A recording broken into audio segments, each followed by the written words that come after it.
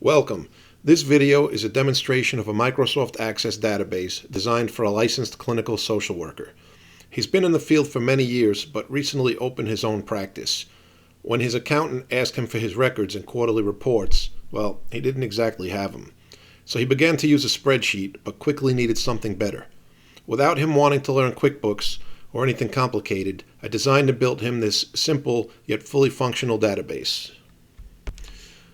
From the login screen, enter username and password. If you input a wrong password, you'll get incorrect login message.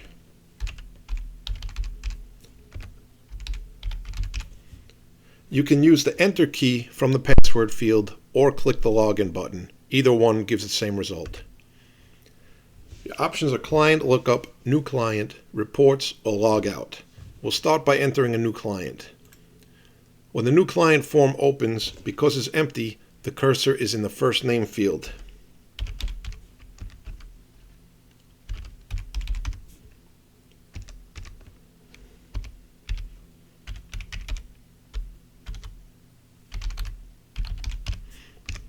For the phone number, you can choose the type from the drop-down list or just enter it.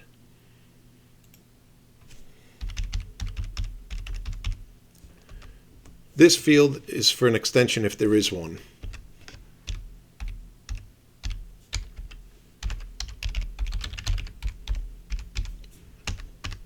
When you enter a zip code, the city and state will automatically populate. Once the client information is entered, you're ready to enter a visit date. You can just enter the date or select it from the date picker. You can also use a shortcut, which will be Control semicolon. Once you put in the copay method, which again you can enter it or select it, the copay date defaults to the visit date, because most often you're going to get your payment at the time of visit. Enter your copay amount and wait for your insurance payment to come in. Then you look up the client account and you just enter the insurance amount and payment date. Once you have a client entered, you can look him up by account number if you know it. It'll go right to his account. If you put in a wrong account number, one that doesn't exist, you'll get the same message, client not found. If you type in a last name, if there's only one client with that name, it'll go directly to their account. If you type in a name that there's more than one, it will bring you to a selection page. If you type in a partial name, it'll bring up anybody that starts with that letter on the last name. If you type in a name that doesn't exist, you'll get client not found. You can also look up a client by the last digits of their phone number. If there's only one phone number, one client with that phone number, it's going to go right to their account. I believe I have two clients in there with two digits, five. Okay, so it will bring you to the selection page. If there's more than one account, you got to choose. You can also look up by address. You don't need to put in the street name, but you can. The number will bring it right to that account if there's only one. And again, if there's more than one, it'll give you options.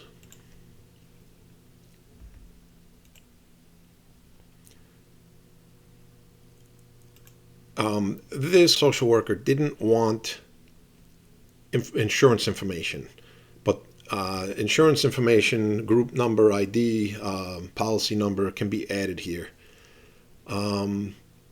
Another point,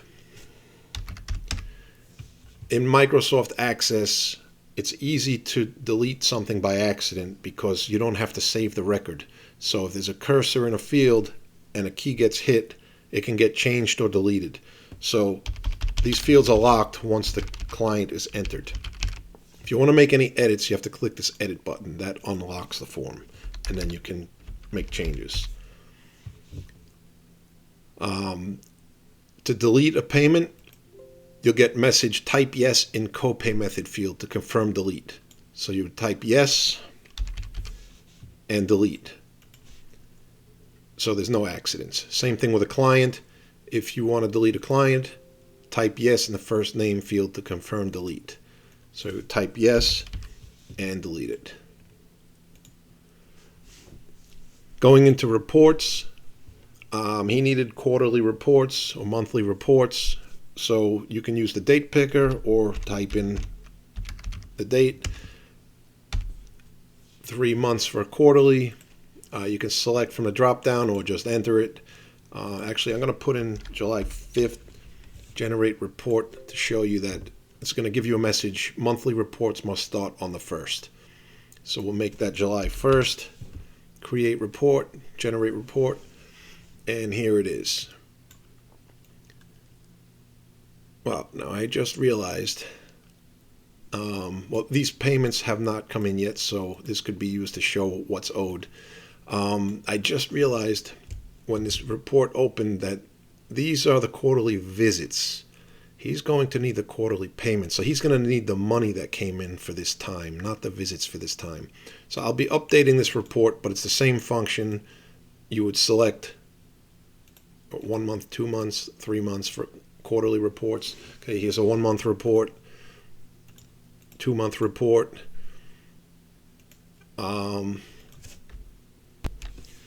So once you log out, it's locked. Nothing can be done except for exiting or entering your username and password. If you're interested in how any of these functions were created, any of the functionality in this program, comment below or message me. Thanks for watching.